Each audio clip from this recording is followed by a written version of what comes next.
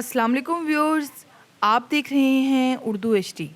Viewers, پانچویں مغل شہنشاہ شاہ جہاں کشمیر سے دکن تک اور شمال مغربی سرحدی صوبوں سے بنگال تک وسیع علاقوں کے حکمران تھے۔ انہوں نے سن 1638 میں اقتدار کے 10 سال بعد اپنا دارالحکومت آگرے سے دلی منتقل کرنے کا فیصلہ کیا۔ حکومتی مرکز دلی بنا تو اس کے شان شان عمارت تو بننا ہی تھی۔ لاہور سے تعلق رکھنے والے معمار اعلیٰ استاد احمد لاہوری تاج محل بناتے ہوئے اپنی مہارت دکھا چکے تھے، سو انہی کو دلی میں شاہی تعمیرات ڈیزائن کرنے کا کام سونپا گیا۔ استاد حمید ان کے ساتھی تھے۔ جمنا دریا کے کنارے قلعے میں ان تعمیرات کو ایک نام دیا گیا، قلعہ مبارک۔ ویورز، سرخ اور سفید رنگ شاہ جہاں کو پسند تھے۔ سرخ ریت کا پتھر شاہ جہاں کے دادا اکبر نے فتح پور سیکری میں اپنے دارالحکومت کے لیے منتخب اور آگرے میں مغل قلعہ محل کی تعمیر میں استعمال کیا تھا۔ تاج محل تب ابھی سنگ مرمر یعنی سفید پتھر سے بن رہا تھا۔ دلی میں شاہی خاندان کے 3 صدیوں تک سرکاری رہائش گاہ رہنے والے قلعہ مبارک کی بلند و بالا دیواریں بھی سرخ پتھر سے بنی، مگر شاہی محلوں کے لیے سنگ مرمر کا وسیع استعمال کیا گیا۔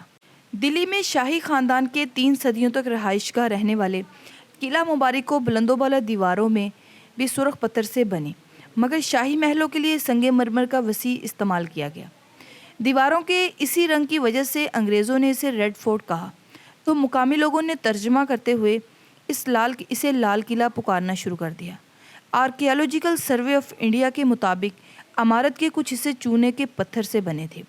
جب سفید پتھر گرنے لگا تو انگریزوں نے اس عمارت کو سرخ رنگ کر دیا۔ عنایت خان کی کتاب شاہ جہاں نامہ کے مطابق قلعے کی تعمیر کا آغاز جمعہ 9 محرم یعنی 13 مئی 1638 کو ہوا۔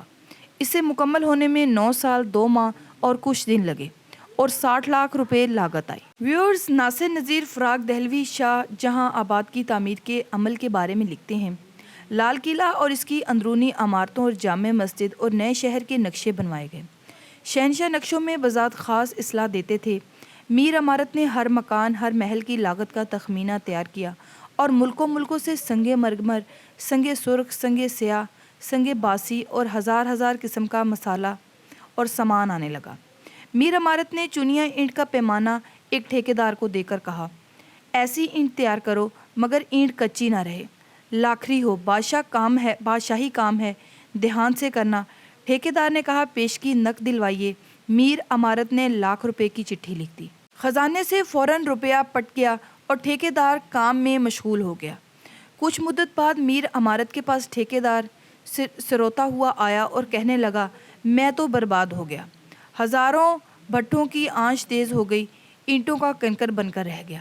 میر عمارت نے قلم اٹھا کر ایک عرضی لکھ کر بادشاہ کے حضور میں بھیجی کہ لال قلعہ اور جو شاہی عمارتیں دریا کے کنارے بنائی جائیں گی، ان کی بنیادوں میں بجائے سنگ خارا کے کھنگرا بھرا جائے، کیونکہ کھنگر پانی کو خوب جذب کرتا ہے اور بنیاد مضبوط رہتی ہے، اور بنیاد کی مضبوطی کے ساتھ اوپر کی عمارت کا مضبوط ہونا شرط ہے۔ کھنگر کا نمونہ ملاحظہ کے لیے بھیجتا ہوں، لاگت اس پر دگنی آتی ہے، منظوری دے دی جائے۔ جب لال قلعہ کی نی یعنی بنیاد رکھنے لگے تو بڑے بڑے لوہے کے کڑاؤں اور تانبا کی نندوں میں چربی کھلائی جاتی تھی اور پھلکیوں کی طرح اس میں کوری اینٹیں ڈالی جاتی تھی، اور اینٹیں جب خوب چربی پی لیتی تھی تو نکال کر ٹھنڈی کی جاتی اور گچ کے ساتھ بنیاد میں رکھی جاتی تھی۔ گچ میں سفیدی، نارنول کے پتھر، ماش کا آٹا، مردار، سنگ گوڑ، السی کا تیل، سن مکرز ڈال کر حبل گری کا پانی چھان کر دیا جاتا تھا۔ یہ ادنا قسم کا مسالہ تھا اور بڑھیا مسالوں کی تفصیل کے لیے دفتر درکار ہے۔ سفیدی جو در و دیوار پر لگا کر مہرہ کی جاتی اور احمد آباد گجرات کے پہاڑ کی کان سے آتی تھی۔ اس سفیدی کا یہ خاصہ تھا کہ جب اس کی گھٹائی کی جاتی تو بلا مبالغہ چمک دھمک میں حلبی آئینہ بن جاتی تھی اور اس کے اندر آنکھوں کا سرما دکھائی دیتا تھا۔ 200 برس تک آبدار رہتی تھی۔ ویورز، لال قلعہ اور اس کے اندرونی مکان کیسرو ایوان بن رہے تھے۔ تخت و طاؤس کے لیے جواہر تراشے جاتے تھے۔ جنگل میں منگل تھا۔ ہزاروں مزدور، معمار، کاریگر خیموں میں، چھولداریوں میں، جھونپڑیوں میں پڑے رہتے تھے۔ دور دور کے پہاڑوں سے جھکڑی میں پتھر لادے چلے آتے تھے ایک چھکڑے میں 100 50 بیل جوتے جاتے تھے۔ سنگ تراشوں کی چھینیوں اور ٹانکیوں کی دھڑاڑ دھاڑ سے کان پڑی آواز سنائی نہ دیتی تھی۔ ہر سو قدم کے فاصلے پر ایک خیمہ خزانہ کا برپا تھا، ایک ہندو خزانچی اور 3 محرر۔ 10 سپاہی روپے کی حفاظت کے لیے حاضر رہتے تھے۔ روپیہ، اٹھنیاں، چونیاں، دوانیاں، پیسے اور کوڑیاں رکھی رہتی تھیں۔ کام ایمانی میں زیادہ اور ٹھیکہ میں کم ہوتا تھا۔ شام کے 4 بجے روزانہ چٹ بٹ جاتا تھا۔ غریبوں کا پیسہ واجب الادا مل جاتا تھا۔ لال قلعہ کے لاہوری دروازے سے شہر کے فرضی لاہوری دروازے تک بازار لگا دیا گیا، جس میں جوں، گھیو، جوار، باجرہ کے آٹے سے لے کر قسم قسم کی جنس، کپڑا، ترکاری، کابل و کشمیر کے میوے تک ملتے تھے، تاکہ غیر ملکوں کے کاریگر اپنے دیس چھوڑ کر پردیسی بنے ہیں وہ تکلیف نہ پائیں اور اپنے وطن کی اشیاء اور غذا انہیں میسر ہو۔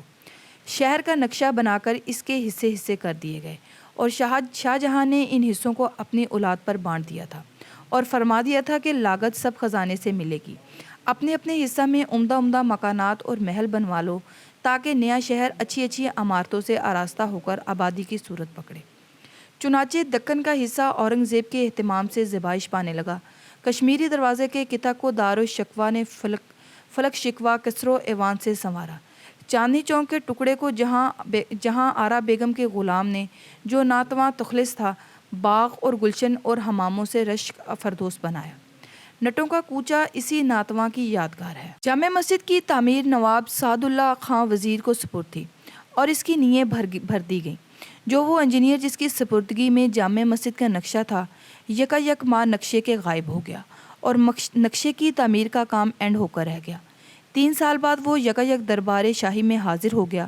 حضور والا نے فرمایا، کمبخت یہ حرکت کیا تھی؟ اس نے ہاتھ باندھ کر کہا، جامع مسجد کی عمارت بہت بھاری ہو گئی۔ نئی بنیاد پر ایسی اونچی عمارت کو لے کر جانا خطرے سے خالی نہ تھا۔ برسات کا پانی نیوں میں بھرتا اور اس کی در و دیوار نیچے کھستے اور ڈانٹیں، کمانیں اور محرابیں جھک جاتی۔ سرکار کے لاکھوں روپے پر پانی پھر جاتا اور میری جان آبرو کے ساتھ ساتھ جان بھی جاتی۔ نیک نیتی اور مصلیحت سے فدوی روپوش ہو گیا تھا۔ 3 برساتیں کھا کر نییں لوہا لاٹ ہو گئیں۔ اب جو کچھ عمارتیں کھڑی ہو گئیں، صدیوں تک کھڑی رہیں گی۔ حضور کو اختیار ہے کہ فدوی کی جان بخشی ہو اور سزا دی جائے۔ بادشاہ نے اس کی خطا معاف فرمائی اور خلعت سے سرفراز کیا اور جامع مسجد تعمیر ہونے لگی۔ بہرحال جامع مسجد لال قلعہ اور شہر بن گیا۔ عنایت اللہ خان لکھتے ہیں کہ ماہرین علم نجوم کے مشورے سے 24 ربیع الاول 18 اپریل 1648 کو شہنشاہ کے نئے قلعے میں منتقل ہونے کے لیے مبارک تاریخ کے طور پر منتخب کیا گیا۔ آج کی ویڈیو بس یہیں تک تھی۔ امید ہے آپ کو ہماری آج کی ویڈیو پسند آئی ہوگی۔ ویڈیو کو لائک اور شیئر کریں اور چینل کو سبسکرائب کریں۔ اپنی رائے کا اظہار کامنٹ سیکشن میں کرتے رہیں۔ Thank you for watching this video. اللہ حافظ۔